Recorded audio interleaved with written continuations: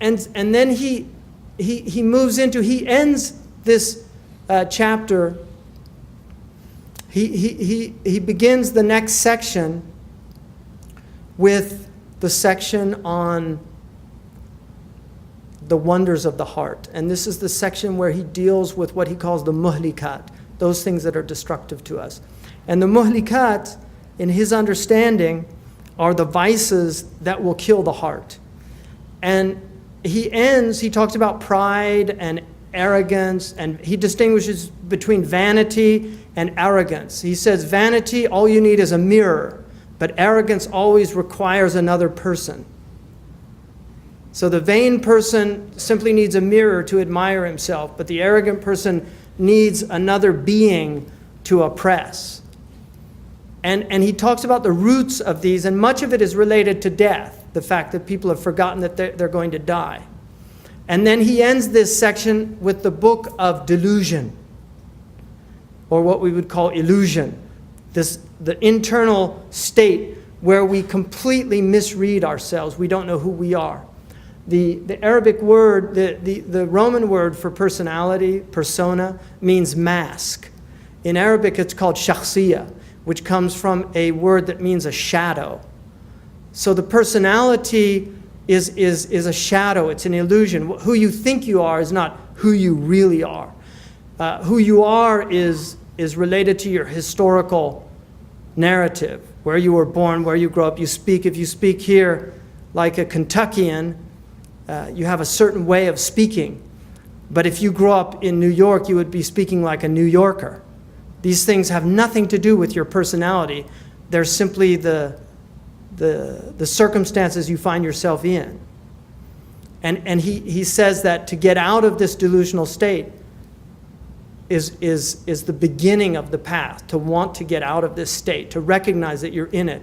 And that's why the next book, which is the last 10 books, the book of salvation, the first chapter is about repentance, metanoia, changing your mind, turning back, realizing that the destination that you're on is one to your own death. And he ends this, he has fear and hope and trust in God, and he puts trust and tawheed in the same chapter, which is very interesting, because to him tawheed is not a theoretical construct, which it is to most Muslims, this idea God is one.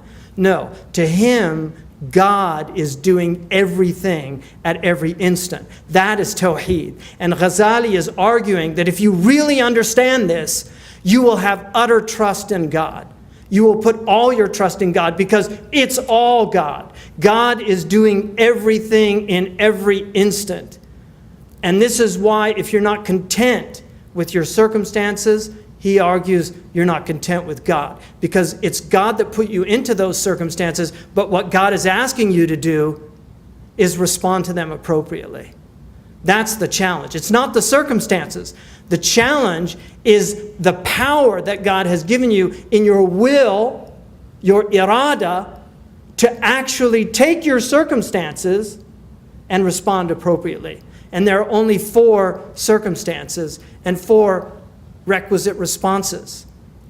You're in tribulation, and he says the response to that is patience. You're in a situation of blessing, and you have to respond to that with gratitude, and that will increase you. And if you don't do those things, what he says, if you're in a state of gratitude and you respond by heedlessness, the blessings will be taken away from you, not as a punishment, but as a reminder to pull you back. One of the things he says, he said there's only 2 types of people from a hadith: people in tribulation and people in good situations. He said, if you're in a good situation, God will send the people of tribulation to you. And if you reject them and close the door on them, he will make you the people of tribulation. He'll take away your blessings, because your blessings are to serve the people in tribulation. These are the awakenings that he's trying to instill and inculcate, and this is why as you read this book, a transformation should occur. If it doesn't, you haven't read the book. But the book is not to be read once. In the Hadra